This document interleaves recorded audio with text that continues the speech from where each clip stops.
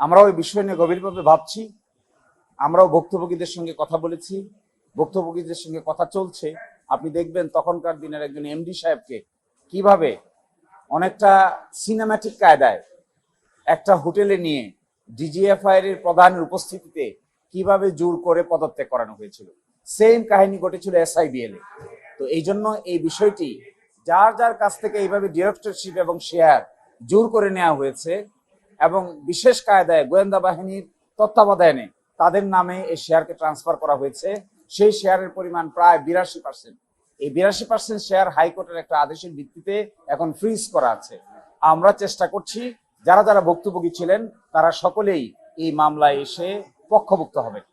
পক্ষভুক্ত হয়ে তারা তাদের বক্তব্য উপস্থাপন করবেন যে কোন প্রেক্ষাপটে, কি আলোকে, কোন সার্কামস্ট্যান্সেসে তাদেরকে বাধ্য করে ডিরেক্টরশিপ থেকে এবং এমডির পদ থেকে পদত্যাগ করতে বাধ্য করা হয়েছিল।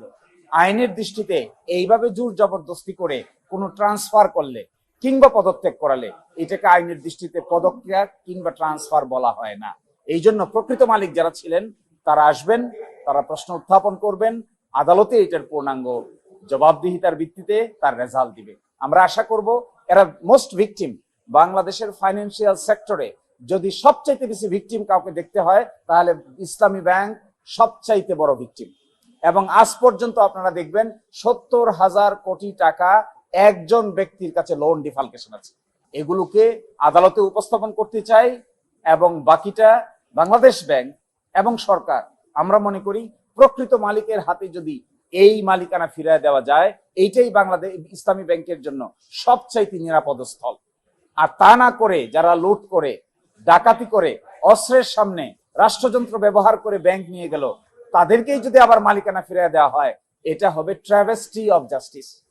বিচারের প্রতি মকারি, বিচারের প্রতি উপহাস। এটা কেউ করবেন বলে আমরা মনে করি না। এটার সমাধান হাইকোর্টে হবে, এটার সমাধান অর্থ মন্ত্রণালয় হবে, একই সাথে এটার সঙ্গে বাংলাদেশ ব্যাংক ওতপ্রোতভাবে জড়িত। এই জন্য মাল্টিফ্যাসেট উদ্যোগ নেওয়া হচ্ছে যেন এটার জাস্টিস পাবেন তারাই যারা প্রকৃত মালিক ছিলেন। তারা যদি এটা ফেরত পান, এটাই জাস্টিস। আর মাঝখানে কোন এক ইউজার পার, কোন এক অবৈধ দখলদার, কোন এক বন্দুকধারী, কোন এক পোশাকের বলে কেউ যদি ব্যাংকের মালিকদের কাছ থেকে প্রকৃত মালিকানা কেড়ে নেয়, নিশ্চয়ই এটাকে মালিকানা ট্রান্সফার বলা ঠিক হবে না। আশ্চর্য বিষয়, ব্যাংক রেজলিউশন অধ্যাদেশকে যে আইনে পরিণত করা হয়েছে, এখানে 18 পথে এক ধারা অ্যাড করা হয়েছে। সেখানে বলা হয়েছে একটা নির্দিষ্ট পার্সেন্টেজ দিয়ে এদেরকেই আবার এটার মালিকানা ফিরিয়ে দেওয়ার সুযোগ থাকবে। আমরা মনে করি this is malafide, this should not be done. এরকম ইনসিডেন্ট যদি ক্রিয়েট করা হয়, ভবিষ্যতে যারা দখল করতে চান আর ডাকাতি করতে চান তারা ডাকাতির রাস্তায় উৎসাহিত হবেন। So we should be stopped this type.